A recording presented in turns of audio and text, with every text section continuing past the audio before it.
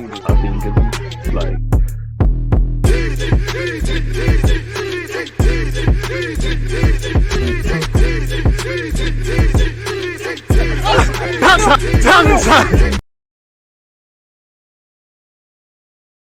Are we live? We should be live. Full deluded. I'm back again. Thank you very much for tuning back in each and every time. Good morning to those of you like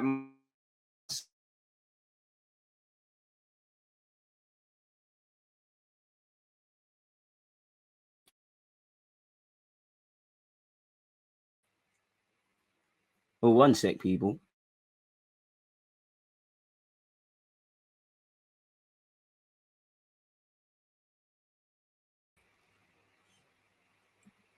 What was all that about? Sorry about that, folks. Sorry about that. We should be all right now. Everything should be cushy and everything should be wavy. Apologies for that. And again, StreamYard has wiped out all of you lot's comments and things like that. But let's go again. People deluded, I'm back again. Good morning to those of you like myself over here in the UK. Good morning, good afternoon, good evening, and in some cases, good night. I hope everyone's well and safe. Hope you had a great last week. Hope you're ready to have a great week this week. You know, in terms of goals, hopes, dreams, and aspirations, as I said, it's Monday. Let's start and attack the week aggressively and move through these days so that come Friday, obviously, in our personal lives, wherever you lot are, we've got a week to remember. Obviously, where football is concerned, we've seen the Premier League back. Liverpool handed it to Arsenal. End of the day, it was a bit more of a positive result by Arsenal, if you could say that, and a bit more of a positive performance. But fundamentally, you still lost 4-0 again. Nothing that really separates that from the cricket scores we've been holding home and away against Liverpool. Still filled with individual mistakes, not playing well for the whole 90 minutes. And I know it's a young squad, and you know, you get away with, respectfully, we've been getting away with them sort of things that we've been doing in the last 10 or so games prior to Liverpool. Against Liverpool, teams of that standard or that ilk, you're not going to get away with it.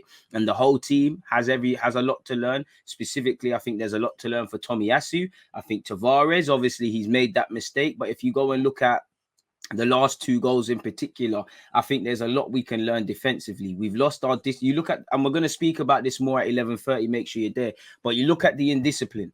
The first goal, again, you know, it's disappointing because I wouldn't even say we're in the game. Liverpool have a foothold, but they're kind of playing with us and we're somewhat in it. Where against the run of play, Matip is brought down, you know, by Aubameyang. It's poor marking from Tomiyasu and Gabriel at the back post. That maybe we should have done our homework in that regards to let Mane go unmarked. Obviously, the next three goals were just mazzers to say the least, people. You know, from a Liverpool perspective, I would say I'd be jealous because they were good, well put moves together. But from an Arsenal perspective, you need to be able to hold your discipline. You need to be able to, okay, cool, we're playing bad, but it doesn't get beyond a certain point. And I think we looked very indisciplined in that for the last 2-3 goals, especially with the subs. You look at Liverpool's goals, the last two goals, it's literally double figures for passing from Alisson all the way. But you look at Salah's goal, the goal that ended up with Salah scoring, Tavares actually gets caught and starts, you know, pressing towards the man in possession, and then Salah has a free tap-in. Prior to that, Tomiyasu isn't tucked in. Ben White is at 6s and 7s. The midfield is just all over the shop. The third and fourth goals, Minamino and Salah respectively, these things could have been avoided. Of course, you know, the timing, we've conceded the second where we've handed Jota to go. Bro, it was cold from Jota, sat man on their arse, you know. But it was disappointing because that's a couple of minutes into the second half and it's made your task harder. You know, as you lot that follow me, you know, I've been saying these things even when we've won, have been there. When you play a team like Liverpool, there's no poor back pass, you know, there's no poor back passes that don't go accounted for. Liverpool are going to pounce upon that and score. And what I hope is that these boys learn through emotion. You know, probably a long night where they probably suffered to sleep. And obviously nobody does mistakes on purpose, but you know, it's long making mistakes at Anfield. Remember how that felt, because reality is you lot are young. The problem now becomes if you lot are here at Arsenal for 3 to 4 years, and every time you're playing Liverpool, which some of your teammates and previous footballers at this club could say, you're not learning. You know, I'm not going to write a man off. And for Tavares, what I would say is, you know, that was the first real big test for you against Liverpool. You know, I'm not going to ask you to do anything. You know, you learn your lessons, you hold your hands up isolated to that game, but I'm not going to the previous good work isn't going to become irrelevant. The same goes for everybody in this Arsenal team. You hold you accountable to the mistakes made because we weren't at it, but you don't become a bad player overnight. You know my thing, people. When we do well, I'm not with the over praising, and I'm not with the getting at man for no reason. When you lose, you're not as bad as you think you are. When you're good, you're not as good as you think you are. Keep some balance and move forward. And we've been, naturally, there is going to be a bit of complacency in Arsenal's team. They are going to be feeling themselves, especially the new ones. Boy, I've been here for 6 months. 6 months or so. We had a terrible start. It's flying high. Fifth is there. All of these things. And I hope the boys mentally can keep perspective in the sense of, all right, cool, we need to fix up. Liverpool is the hardest test. A lot of these things have been there. How many times have we seen Ramsdale shout out Lokonga, for example, for being on the ball? Liverpool, these things are highlighted. You lot went on a 10-game unbeaten run. You've in these last 11 games, you've lost one. So that you're only as good as your last game. Hold yourself accountable. Learn what you need to learn from Liverpool. But you've gone on a good run and you showed quality and consistency. There's some building blocks, but you haven't achieved nothing. So hopefully today we get back on it, people. Really, really and truly. In my opinion, again, we got to play Newcastle. Newcastle showed some resilience against Burnley. We'll get on to that, but that was a mad game. A man said Burnley, Brentford, apologies. Ivan Toney scored. Obviously, Sam Maximin, a hero, own goals. In the grand scheme of things, a point doesn't do much for Newcastle, but at least they get some goals on the board. And for me as well, like I said, we need to be, sometimes it's not your day. I think at 1-0 in that second half, just before they scored that second, or even at, let's say, Tavares, I think Arteta could have clocked, it's not our day. Let's save a bit of face. As I said, these guys should learn from the Liverpool game, but don't always just think of that, innit? You went on a 10-game unbeaten run. But let's just say these boys, because they're young, they're unable to keep perspective. I think Arteta could have looked to kind of save their confidence. And for Arteta and the players, we need to learn that when it's not our day or things are not going right, we might be playing 4 out of 10. Don't let it go beyond the 4, because standards started being mad volatile in that second half. We lost what little discipline Arsenal had. And again, Liverpool, again, from watching the game again without emotion, the moves Liverpool put together, it's mad. And it's not even, when I've seen Liverpool against us, against United, against a couple of teams, the scariest thing is I don't think Liverpool have been pushed to their maximum. So it was nothing but admiration.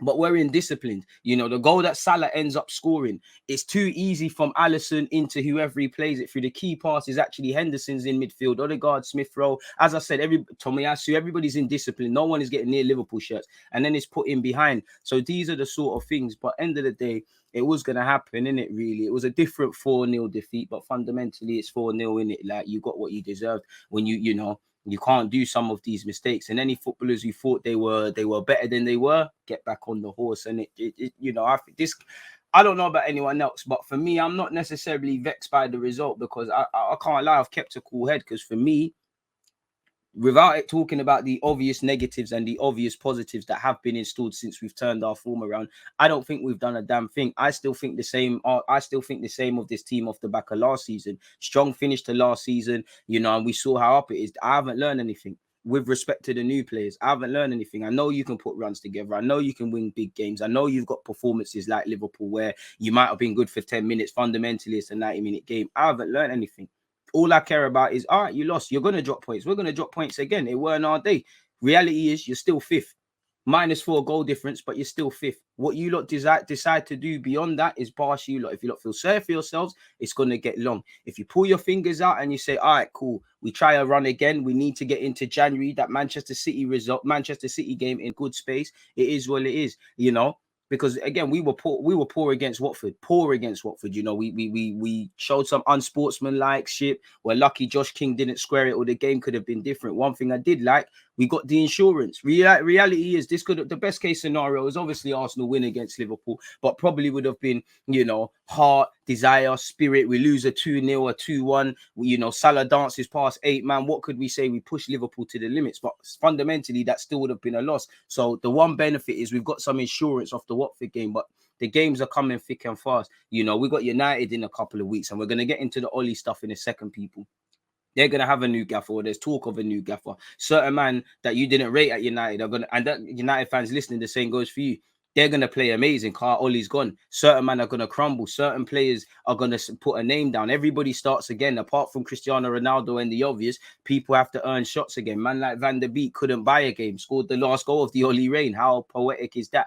He might become a different player. They might have a new gaffer and things, whether, you know, we'll get onto it, but they're being linked with Bearman and all these things. You've got them at their place, which is going to be scary. You've got to go to Goodison Park, which is going to be tough. We got our asses handed to us last season there. You know, Newcastle want 3 points just as much as us. And nobody cares about the fact that Arsenal has a young squad and that no one's going to hand us anything. So forgive yourselves. I would say for me, I think that Liverpool game highlighted a lot of things. Tactically, I'm going to go over a lot. I'm going to go over a lot at 11:30, but I just feel, as I said, the discipline. Discipline is the hardest thing in life, especially when things are not going your way. And as I just said earlier, with how we're looking out of sorts for the last 2 goals off the ball, you can't at any moment in Liverpool against Liverpool at Anfield, you can't afford to switch off. You can't afford to not be switched on defensively. You can't afford to really be out of position, or you're in trouble. Liverpool are a fantastic team, but what makes them a fantastic team, like any quality team, for me, movement. They're pressing and they're movement, and you saw it. We lost our discipline. We need to be able to keep that. I think it also highlighted the limited personnel, and I've been saying it. You know, the midfield is not serious. Partey, we're expecting Partey to. He's got a lot of criticisms, but we're expecting Partey to do everything. He's not that. You know, when people come to Arsenal, whether because you've gone from Atletico to here, we think they can do everything. They can't. You know, Lokonga needs his handheld. Maitland-Niles needs his handheld. Xhaka, we probably needed him yesterday. Probably could have dealt with him yesterday, and he probably would have made a difference. But there's also been games where we've won without him, games we've lost and we said we needed him. There's also been games we've put in calamitous performances. It's always the man that is not involved. I think it's highlighted how limited we are in midfield. You know, one way of defending and being rugged in the midfield is having 2 number 6s. Yeah. But it's about how you hold on to the ball. You look at Liverpool with their midfielders, whether it's the more tactical man like Thiago. You know, Thiago, for me, Thiago did amazing stuff, but it's not blockbuster stuff in that game. Do you get it? Just holding on to the ball, recycling it. And there's going to be games Liverpool under the cosh. That gives you a bit of stuff. You see what Kovacic and Jorginho do now. Again, these names are clearly not being able to be bought. But in games where we're up against it, where we need to look off after the ball, you need an outlet. As much as it's about defending, putting a foot in and trying to stop Liverpool's attackers and that, it's also about holding on to the ball, passing it, retaining it, making Liverpool tired as well, and also relieving some pressure off our attackers. Again, I said it in the summer, we're going to live or die by our midfield, and I don't think our midfield options are good enough. Don't get twisted. I like Lokonga and Partey individually. I like how they've played. We've seen Partey and Odegaard work. We've seen Xhaka and Partey work, but these things at best are hit and miss. We need more technicians, you know, unbalanced with the strikers. Again, sometimes it works with Aubameyang and Lacazette, sometimes it doesn't. We need to be looking at long term, what are we trying to do there? As I said, imbalanced in the middle, imbalanced in up front. We've created 7 chances from open play. We've scored the most from set pieces, so we're quite limited. And on top of that, I didn't quite feel any Arsenal player quite believed that they could score or do much against Liverpool, because there were half chances minimum, but I think there was a good chance we created from Ramsdale, and everybody got involved, and eventually it was a tame effort from Aubameyang. We obviously had the offside goal. Again, I'm not harping on at these things. I want to see a lot more, but this tells me you can get at them, you know.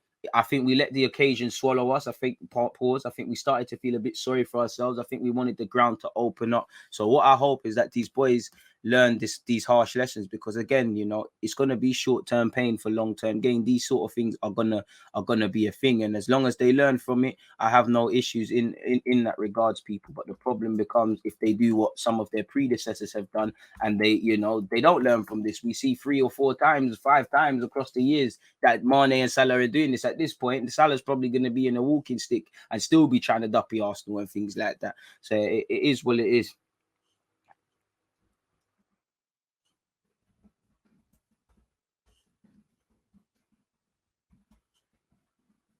And like I said, discipline isn't always not getting yellow cards. It's about keeping your standards. When you're tired, the hardest things to do when you're tired are the right things. If I'm a fullback, the hardest thing to do is stay in position. The hardest thing to do when I'm tired is to keep making that overlapping run. When you're a midfielder, the hardest thing to do is the same duties there. Same goes with the defense, and etc. etc.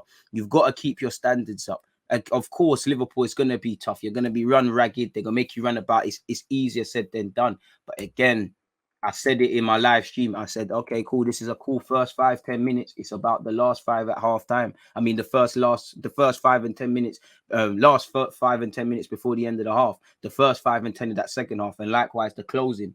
You know, football's a 90-minute game, and I don't think Arsenal players, sometimes the management and the fans really have quite grasped that it is a 90-minute game. It doesn't matter about playing well for 10 minutes if you don't get any points. Leeds were quite good against Spurs, you know. They shanked it in the second half. You don't get points for playing well. You know, you get points for winning games. It's as simple as that.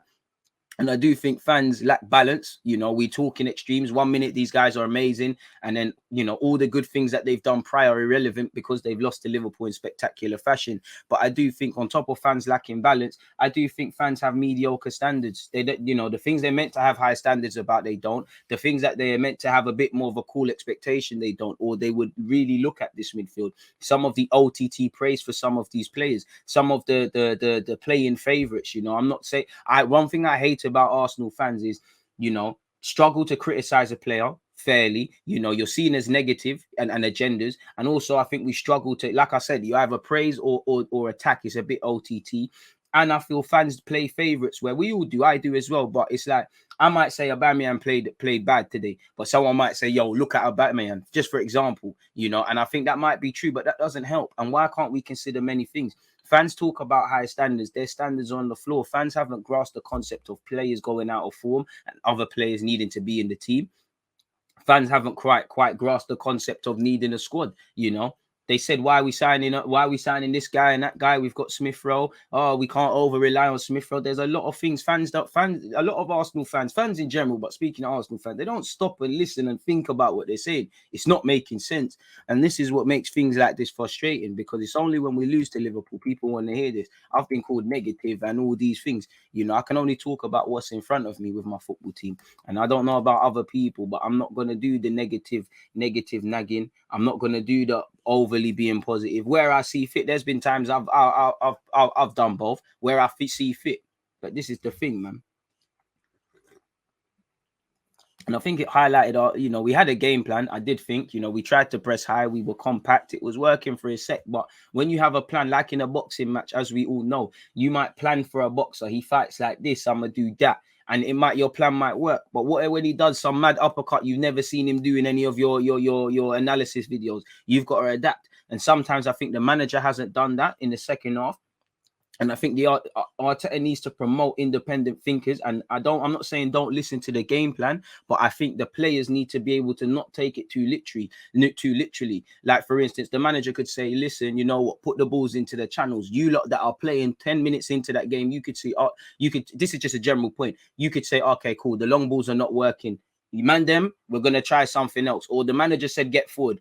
We're getting left at 6s and 7s for the last 5 minutes. The next 5 minutes, man, them fullbacks stay in position. Midfielders, not too adventurous. Let's manage the game. You know, how many of you have played Sunday League? Your gaffer might say first 10, no stupid business. After the first 10, we look to start playing and all of these sort of things. I think the players have got to figure things out themselves, and Arteta either needs to promote that or act quicker, because I did feel, you know, I don't feel these players should lose their confidence. But when you're these delicate young players, I feel, you know, there's no shame in losing to there's in many ways there's no shame in losing 4-0 to Liverpool with average age of 23. In many ways, there is many shameful things in that performance.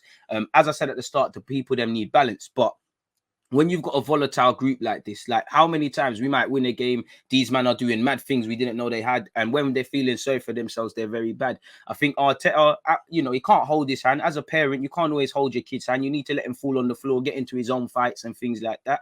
But I did feel, you know, these players are quite precious. We need to protect what we have, and I feel a 4-0 defeat can be damaging. Obviously, they've probably got out their system now, and it is what it is, but we could look to protect things. Definitely not allow the goal difference to go to -4. For me, I said 3 at the back when we was a goal down in the second half, because you could you know, I know Tavares made that mistake early on, but you could see it. Like, you could genuinely see, yo, all right, cool. Things are gonna happen now. Things are happening. There's a problem here. We need to accept that we've lost here and try and save face. We didn't. I don't know what we tried to do really and truly, but it didn't bang, did it really? So we held a L, and -4 again. It's got to sting, but it is what it is. How would you rate the way Arteta set up the team to play against Liverpool? Felt like it was too defensive and you struggled when Liverpool started to push more. On one hand, I can only blame him and Arteta. I mean, Edu and Arteta and Stan, because they're there for the recruitment. But on the other hand, what do you mean? At 1-0, accept a loss, allow it, man. Brother, you're not listening, man. You're just talking, but I appreciate you. I am not saying Arsenal shouldn't have tried. I'm not saying we shouldn't have, but you could see the game was gone against us. You could see our players started to feel a bit sorry for themselves. You could see the 12th man, after Klopp got mad, you could see that it was going to be a different thing. Obviously have chances, but you could see that the onslaught was going to come. The avalanche was there. You could see it. You could see the volcano erupting. You either need to get the hell out of Dodge, get out of the country or whatever, or you're going to be part of it, innit? We didn't see that, and the floodgates open. You can see these things. So I'm not quite sure what you're getting at. I respect your opinion, but yeah, again, that's a very emotive reply, and you're not listening. You're just stuck on what Arsenal used to be and the fact that you can't accept a defeat. So yeah, man, as you can see, it's way too early in the morning, and your name's got poop and fart in it. So I think you're living up to your name, your verbal diarrhea. But anyways, moving away from that idiot, carrying on back to Frankie, someone who's big up everyone who's here. Shout out to my 9-to-5ers. Hey Razzle, bro, I don't know what Don's saying, bro. Man thinks I'm happy to say accept a 1-0 defeat. You've got to be honest where the fuck Arsenal are. You could see Liverpool, the 12th man, bit between their teeth. Our players started to look shook. If Tavares didn't make that mistake, someone else was. You could see it. And you need to be able to act. So for me, could have went 3 at the back. Our team's a bit weird. When we've gone 3 at the back, sometimes they get a bit of confidence from making a couple tackles. And I felt sorry for Ben White and Ramsdale towards it, because Ben White, I think he was doing okay. And then, he's got spammed by Jota as a result of his teammate. Tomiyasu's deserted him. He got done dirty. The only thing I get at Ben White from, I don't know what he was trying to do in the first 7 minutes, playing out from the back. I like the bravery, but we need to have some common sense, man. But anyways, going back to Frankie, big up yourself, man. You said, how would you rate the way Arteta set up the team to play against Liverpool? Felt like it was too defensive and you struggled when Liverpool started to push up more. I wouldn't say it's necessarily defensive because, I don't. First things first, I think it's a game where he couldn't have won, in a sense of where you literally could have. If he went for it, the Batman would have sat there and said it's negative. If he went with what he went with, you would have went with a 4. I'm more vexed at the recruitment because I've been saying at this point now, I'm not getting angry at. Listen, I think Lokonga's a good player. I think Partey's a good player. I think all these guys are decent, innit? Like, I don't even think Xhaka's a bad player, and I talk about them playing well or bad accordingly, but the summer needed to address this. You needed a more progressive midfielder. So when I look at the spine of my squad, it's quite limited. I can't expect us to do much in midfield, really and truly. I can't expect us to create chances and things like that. So it's quite limited. I wouldn't actually say we was negative. I feel, obviously, you got to respect Liverpool. They're a better team than us. They've got more threats than us. We're going to be camped into our own half. We're going to have more men behind the ball. The only thing I wanted to see is when we did have the ball, a bit more bravery, a bit more quality. And I'd say the main thing people wanted to see is, the cheap mistakes obviously crept. But I wouldn't say we was I wouldn't say we was defensive. I feel, we respected Liverpool a bit too much. And we probably started to admire how good these players are. And for me, after that first goal, we kind of dropped our heads. And as I said, in the second half, prior to Tavares making that mistake, you could see things were changing in it. You could really see it. Who knows? Maybe if Arteta kept it humble and didn't try to little man Klopp in his own backyard, maybe he would have let us off, because at one stage I was thinking, Liverpool might allow it. It might be a little 0-0 thing, but it weren't to be the case, man. Smith Rowe and Saka were isolated by Liverpool players ganging up on them when they had possession. Naturally, of course, that's going to happen, really and truly. They're 2 of our best players, in the same way that we would sit there and say, well, you probably need to mark Mohamed Salah and Mane. They're going to say that. You stop Haaland, you stop us, really and truly.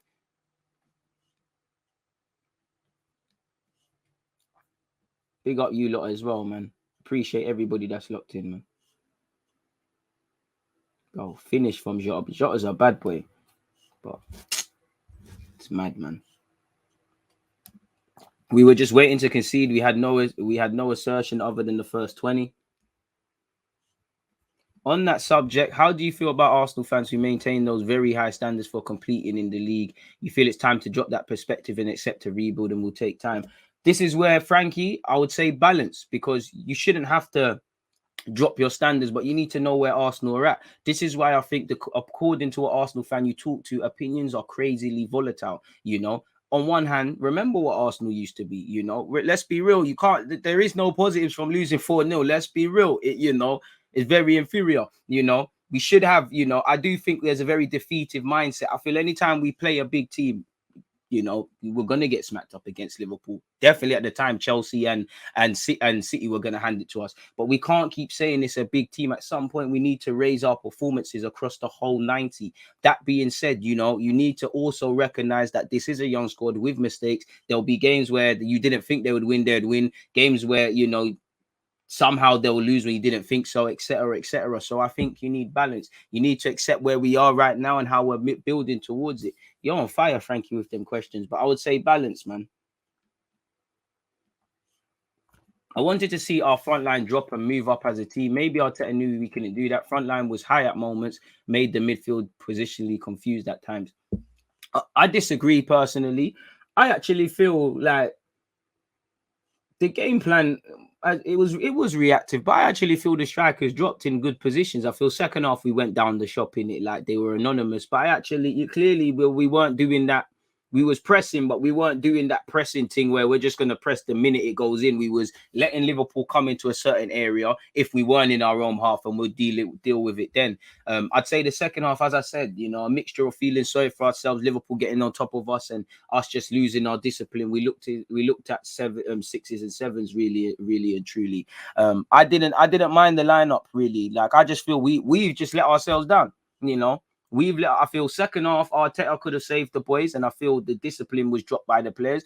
I can't really say anything with the game plan. Like, you know, the only thing I'd say of Arteta, I think you could have looked to have thrown on Pepe or something, just an Odegaard sooner, because we needed outballs, we needed people who could hold on to the ball and whatnot. Apart from that, I can't really complain. I don't think we did anything wrong. I would have started Tierney over Tavares, but again, as I said at the start, there's things that man can't win. If he started Tierney and Tierney got ripped, you should have started Tavares. Tavares started, he's young and boom, boom, boom, all of this sort of stuff. You know, fans can be a bit unrelenting at times, but it is what it is, man. It is what it is. You know, just there's nothing you can do but move on, innit? Hold your L. And this is it. You need to retain positions, man. DG, you're getting emote soon. We're on that soon, man. Appreciate you for resubscribing if you have. DG, would you agree our players got psyched out from the beginning with the atmosphere? No. I only think second half they crumbled, really. I think they crumbled when the second goal went in. Well, just before that and the second goal. And then obviously everything becomes highlighted. Liverpool are smelling blood. Salah's looking like he knows he can grab a goal. You know, you're starting to see the indiscipline in our midfield, because at times we were frustrating them. We lost I think it's just a case of we just lost our discipline in the second half. You know, that's the positive. I wouldn't say we were scared. Bit respectful. I don't think we believed we could score, but I've definitely seen us shook. I wouldn't say we're shook. I would say we had a lot of admiration. Oh, that's Mo Salah, that's Mane, that's Trent, these are amazing players, which they are. Oh, this is great atmosphere, you know. And obviously, for a couple of them players, that's the, you know, North London Derby, a couple of them were involved, but that's the first.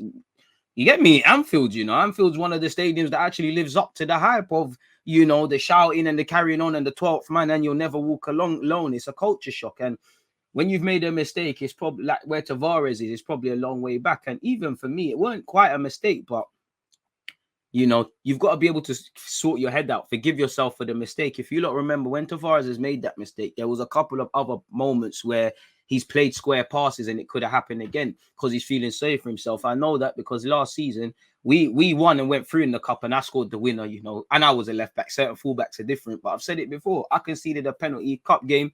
I've conceded a pen. I slid when I knew I shouldn't have slid, really, as a last ditch attempt. I've conceded a pen. Well, they've scored, you know, we're flirting with going now. I'm there, like, you know, I'm feeling sorry for myself. And after that, every touch I'm doing for a 5-minute period is terrible. It's, you know, I'm feeling upset for myself. At some point, I had to pull myself out of it. And I think that's what happened yesterday. A lot of players started feeling sorry for themselves and keep thinking about the mistakes. Think about it after, just keep going. You make a mistake, it's not the end of the world. I will sit here and I'll talk about a mistake. This guy should have covered that guy and whatever. But mistakes are mistakes. No one's trying to make a mistake on purpose unless you're trying to get Oli gone, you know. Keep going. And it's about finding the balance. And it's like we just keep making more and more and more and more and more, you know. You have to forgive yourself, and especially in games like that, really and truly, you know. Again, you gave Liverpool half chances and they took them, really, you know. That's it. really and truly. Make sure you're hitting the follow and the subscribe button, people. I'd love to see you all joining me at 11:30, just under an hour, where we'll obviously talk more of Arsenal. But I wouldn't say we got psyched out of the atmosphere. I just think we just started to crumble, and yeah, from that, the thing with Arsenal, once we start to crumble a little bit, everything, Rome comes crashing down, really and truly. But in terms of tactically, I wanted tactics to change in the second half, but in relation to how we went out there, I don't think it's a game where I would say Arteta got that wrong, really and truly. But yeah, man, we've done a lot of waffling about Arsenal. Apologies, people. I wasn't meant to do that. Let's get into this oligola social business now. Obviously, I think us rival fans, we cried, innit? Because United are back now. Obviously, apparently, Michael Carrick's taking charge of the Villarreal game. And, from now to the end of the season, Ten Hag, Zidane, Pochettino, even Steve Bruce threw his name into the ring. I would love that. All these guys are going to be linked. All United need is a serious manager in it. There's, the minute a serious manager walks in, there's a lot of work to do. And there's a lot of things United need to change off the pitch, away from the team, actually. But all they need is a real manager, and Oli should have went during the international break. You lost 4-1 against Watford. That condemned you. You're hearing players are crying. You're hearing players were crying in the dressing room. You're hearing players are disillusioned with his man management and his tactics. Certain players are, Bailly's questioning why are unfit Maguire is starting. The lot allegedly is baffled as to why Wan-Bissaka is starting. Of course, the manager can make his decisions, but when everybody starts feeling some sort of way, you've lost the dressing room. You've told them from pre-season players are going to get chances. Certain systems are going to be played. Just in terms of you being out of your depth and whatnot, it's a myth. The minute he got Ronaldo, there's an issue.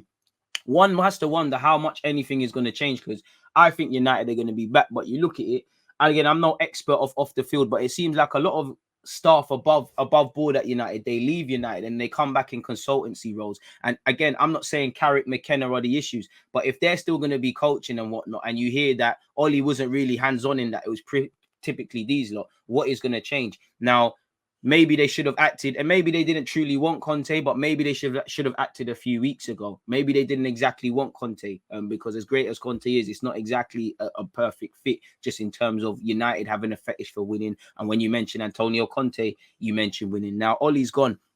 He saves a bit of face. It's mutual termination. He gets about 7 million in compensation because he did sign a new deal. I don't like the word humanizing, but there was a bit of a humanizing way with him doing that exit interview and just kind of showing fans I'm still a fan, and I might have done wrong, but I'm Man United through and through, and all these things. It was a bit weird, really and truly. So they need that. And these are the things that could kickstart United's season. At the end of the day, the season's doom and gloom, but they can still play for things, probably out of the title challenge, but you still got a top 4 to get on, still in the Champions League. You can't just write off a season in November, especially a club like Man United. That is unheard of. That should be unacceptable, really and truly. He deserved it, he should have been sacked he should have been sacked time ago, in it, people. It's as simple as that. And obviously you've got these, I find it weird personally. Not that he's talking about his love for United, but I just find it weird. Farewell interview. Me, I'd go, give me my compensation and let me bust out. I'm going to Dubai or something. I ain't got, you think I'm hanging around like a bad smell doing interviews and that? As you know, people, he's leaving his role. 3 years in charge. It's a myth. I would play it, but I don't know if copyright will start messing with the dude. To be fair, they did say turn it down. I want to get it out there. I'm going to leave out the front door, and because I think everyone knows I've given everything for this club. The club means everything to me, and together we're a good match. But unfortunately, I couldn't get the results that we needed, and it's time for me to step aside. I mean, I'm not gonna, just in case copyright messes with us, I'm not gonna go anymore. But I mean, I have seen a bit of it, and I don't feel sorry for him, because I feel sorry for anyone that loses their job, especially a manager. I'll say that, but I don't feel sorry for him in that. Listen, I just think this is unneeded, really. He's allowed to do that, but fundamentally, you weren't doing it. You weren't doing the job, really. We scroll all the way down past that. Obviously, he spoke about all of these things. He spoke about great friends and things like that. He spoke about Paris. He spoke about his time at Cardiff. He spoke about rebuilding the team. He said, well, I've said, and this is where it started to get interesting for me. He said, well, as I've said many times in interviews, I've been backed. The board and the owners have backed me in terms of bringing good players in. And I think, or I know I'll leave this club with a better squad. The environment is fantastic. It's an environment I'm proud of leaving because, pardon me, you have to enjoy coming here working. I don't want to preempt anything, but the 2 times I've left Mulder, they've won the league the year after. So all the best to whoever takes over. That's the expectation. I think there's potential in this club. We all love the club and we all want to see it continue. And he spoke about the academy, and obviously United are going to want to do a madness with their academy. He said, it's been a ball. Let's keep supporting this team. You've got to stick with them. The fans, have been amazing with me since one of the first kicks of the ball. I've scored with one of the first ones until now. I'm sure we'll meet again because if there's anywhere I'm going to watch football games, that's at Old Trafford. So we're going to see you. He said, definitely, if you want to see me pitch side with you, I'm there. No, I'm very happy and proud of what I've done with the friends I've made. And I wish all the best to everyone. You know, the staff here, we've been through the criticisms and the blah, blah, blah. But the way they've conducted themselves and the way they work, the knowledge and attitude, I admire. Normally, I drive in at 7, half 7 at times. And I think I've caught them today. But I'm in before them. But no chance. There's not been a day. He came in when, he built the team from 6th in their first season. So again, this interview just in terms of making man look good and stuff. He said, I'm proud of what we did the first run. First of all, that was enjoyable, but then to finish third, I'd love that game. Jesse Lingard scored. The way we put the run together and got third position, fantastic, great effort by everyone, the team, the squad. Second place last season, arguably one of the best teams in Europe. I think that's a great achievement as well. And to be fair, it is. And United need to understand they're not quite the United. They can still get there, but they're not the top dogs anymore. They can be one of them. But as a non-United fan, I think this kind of tells the problem in it. I know he's not saying they're happy to finish third. He did say the expectation of winning the league, but, and their season was terrible. I'm not saying they haven't clawed it back, but kind of finding praise in finishing third, talking about finishing second. United never won no Champions League or the Europa League and saying you've been one of the best teams in Europe. You're not wrong, but I think this is kind of why he needed to keep it moving, really and truly.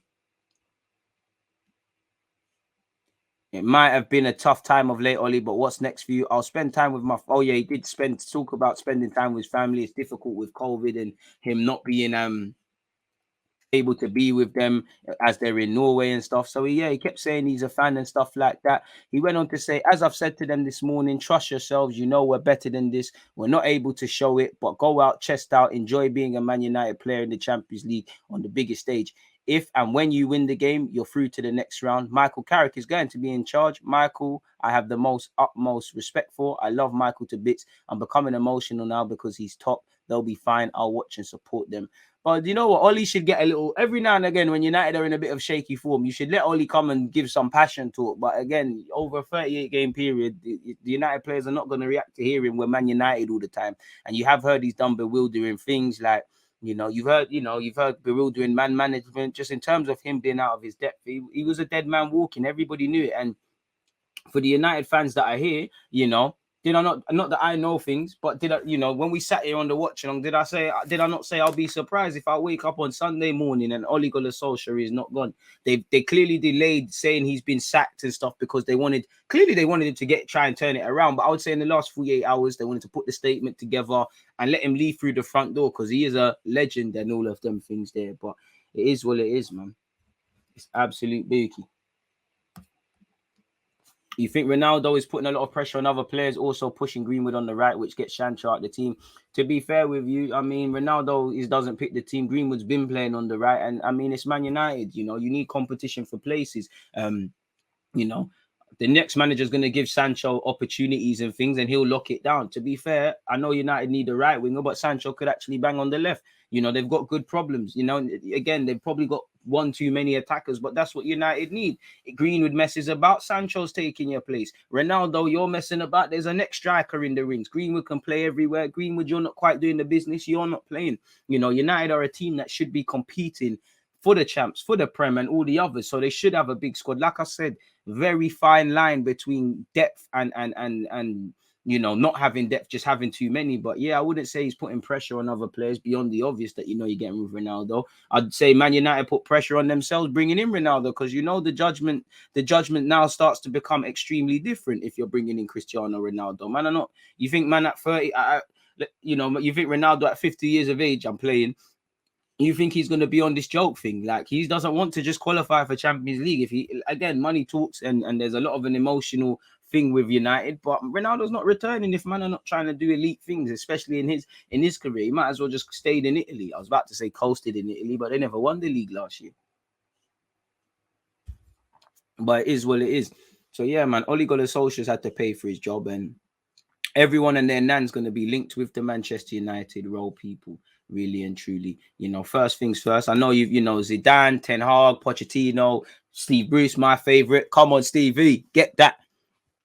Zidane was the first sort of, I don't want to say the first name linked, but since the you know, my man got sacked and it became clear he's gone, I would say Zidane was the name that first re-emerged as the, you know, as a serious sort of target. You heard apparently his wife don't want to, you know, his wife don't want to live in Manny and whatnot, but Zidane's not interested in Manchester United's approach to become the new manager. He's also been linked with PSG, and allegedly he's got one eye open in relation to what happens with France at the international level. But apparently, you know, according to sources close to the former Real Madrid boss, he's not interested in going to Manchester United at this point, people. So that's that with Zidane. Moving away from that. Sorry, we'll get into all of that, folks. What is this one? Yeah, as I said, the boardroom was crying. People in the change room were crying after Man United lost. Again, Ole Gunnar Solskjaer's been sacked. Where is it, man? Apparently Zidane wanted to. Yeah, you've got Ten Hag, and then obviously you've got Pochettino. So this is the first one. I can't think about it. Me, I think Ten Hag's the more attainable gaffer, because Ajax is a project thing, and you know, over Mars, the director's talking about leaving. You know, a couple of the players might leave and things like that. Contracted until 2023. As I said, yeah, they're having a good season. They're scoring mad goals, doing mad things. You don't want to be the guy. You know, when cycles end, if it's a party, you don't want to be the guy leaving last. You don't want to leave a rave when the lights turn on, and that might be him. You know, really and truly. And I think contracted until 2023, done great things at Ajax, bro. How can you say no to the Man United job? Especially when expectations are high, but expectations are probably on the floor due to what's been going on with Oli and the club's relationship with their fans. You know, I think fans will get behind my man if he brings his good football and them things and actually gets a tune out of the players, because they haven't got a bad squad. They've got a squad with some bad habits and certain players that are not good enough. But I wouldn't say United have a bad squad. And that, but worse, United should just be top heavy. They should be trash defensively and scoring mad goals. They're not that. And again, there's a lot of things for the new manager to reintroduce. You've got the 80 million elephant in the room, which is Maguire in the captaincy. Probably need another centre half. You know, you need to make a decision over De Gea and Henderson. You know, need a style of play. Need to give Jadon Sancho half a chance. Need to find a way of finding balance and whatnot. Need to work with Ronaldo and things. And again, how is he, you know, I think Ten Hag is the guy, and I don't think you need to win. But you know, some of them some man might say, you know, he ain't won, he ain't done anything. When you're looking at coaching, you're looking at United dressing room. But I think as long as you've got good ideas and you play attractive football, the players will get behind it. I mean, when you don't rate Oli anyways, and he's doing bewildering things, you're gonna struggle to really ride for the gaffer, no matter what they say. Ten Hag himself said, I focus on my team. We have a brilliant squad. We want to achieve a lot. The rest only distracts. Pardon me. It's a weird question. I've heard nothing about it, so I can't talk about it. And I mean, that's a way of answering it, people.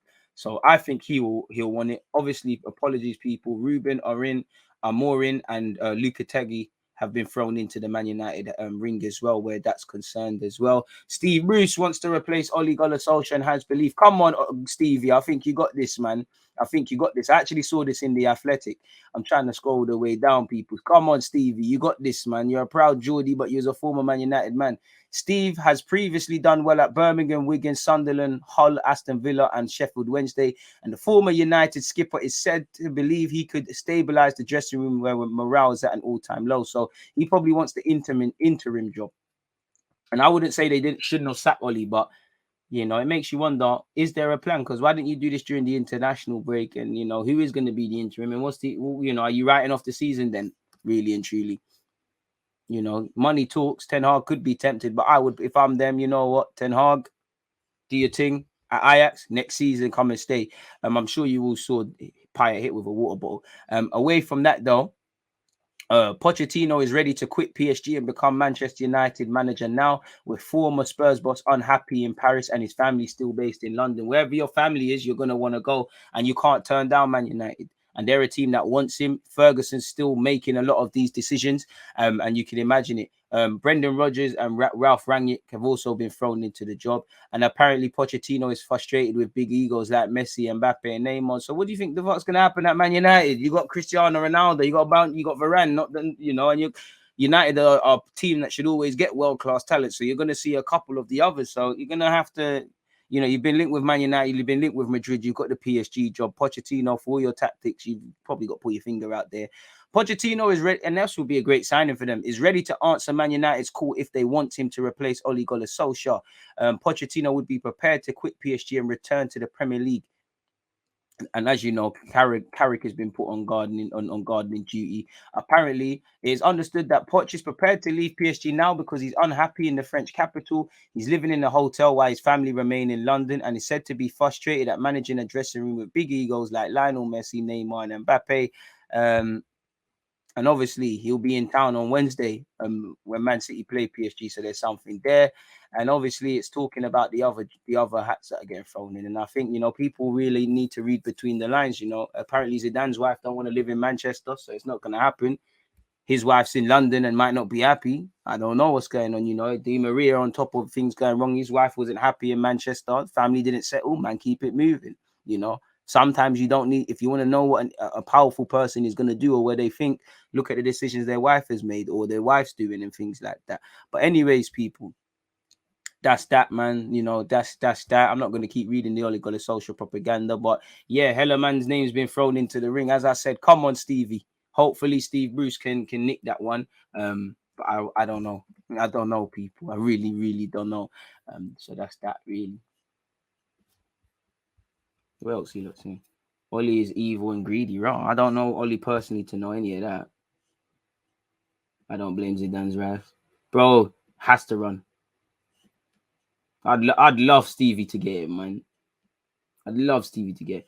I think all the options United are linked with would be good, other than Rodgers' job is definitely too big for him. It's a bit harsh. And even Brendan Rodgers, again, you don't want to be the last one to leave. Fofana's injured, but always flirting with Real Madrid. Jamie Vardy's not going to be playing forever. Obviously, Telemans is having cold feet about signing a new deal. Johnny Evans ain't going to be there forever. Neither is the old guard completed with Kasper Schmeichel. Sometimes you want to leave these things first. You don't want to be the last one. Like Henry, when it came to the Emirates, he was the last one to leave, innit? Big up Henry. He was the last one to leave the Rave when we moved to the Emirates.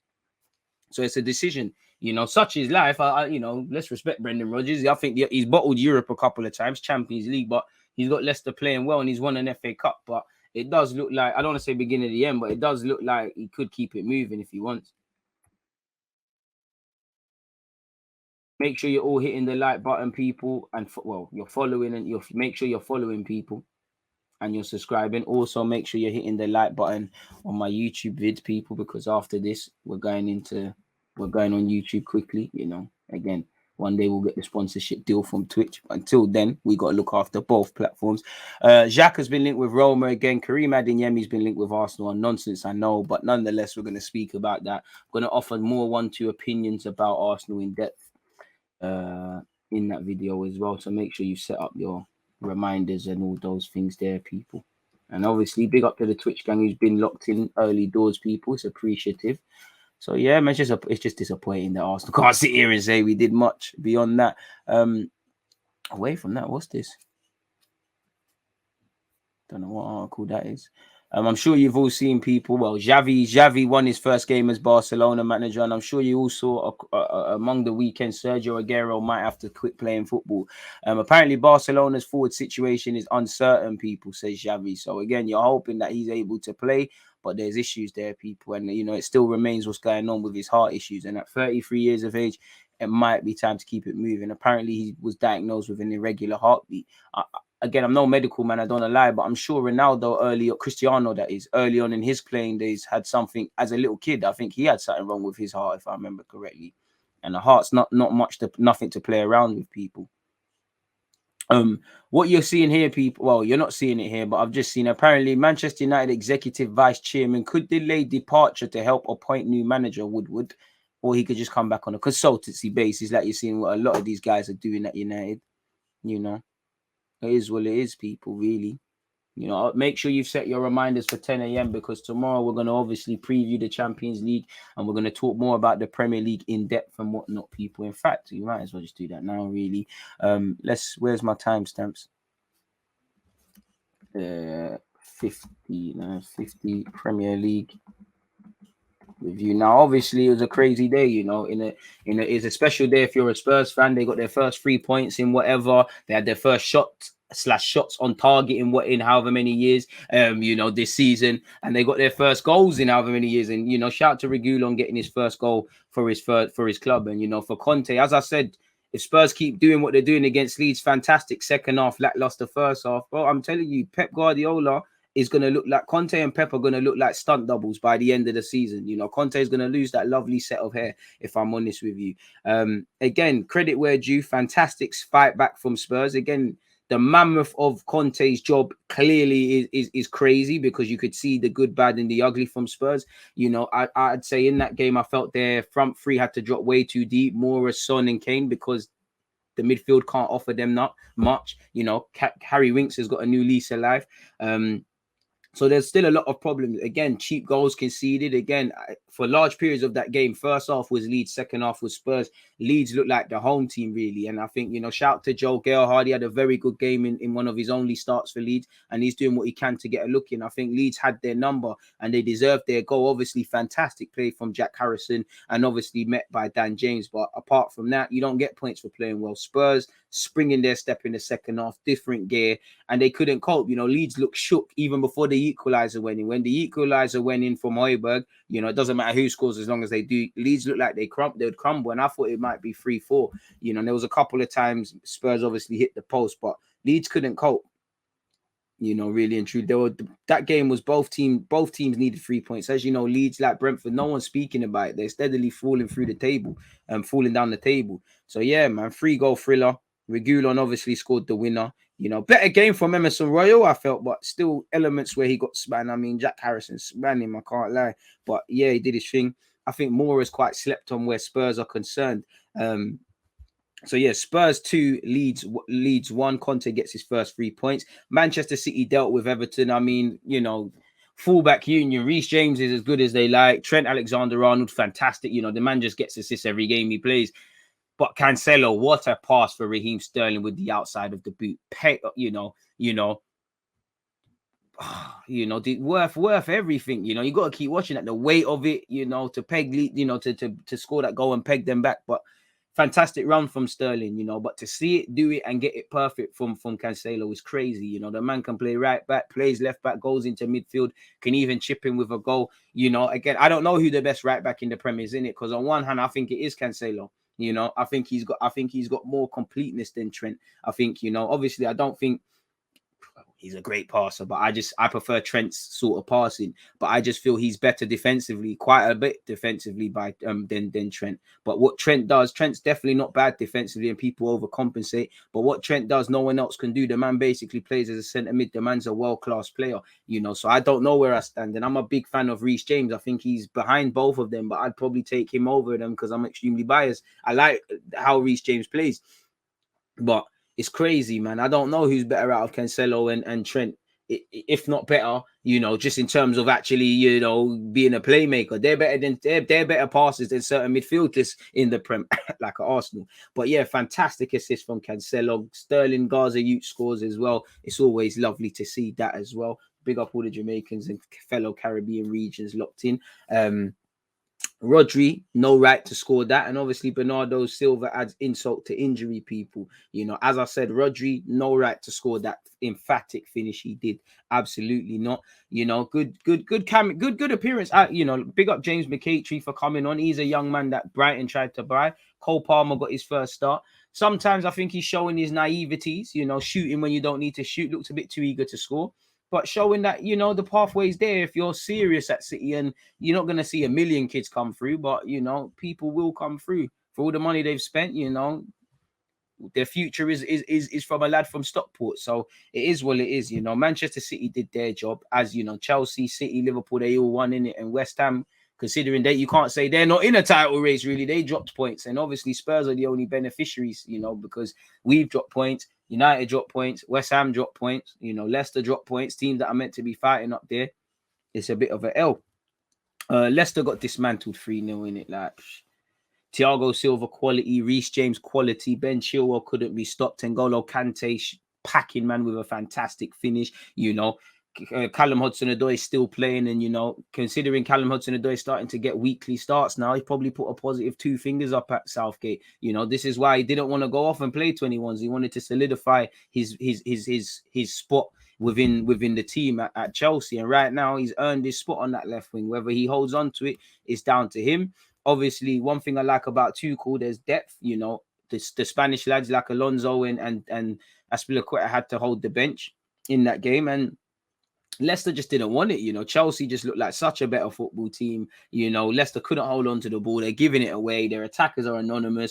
You know, Callum Hudson-Odoi probably should have scored when Kasper Schmeichel played that silly back pass.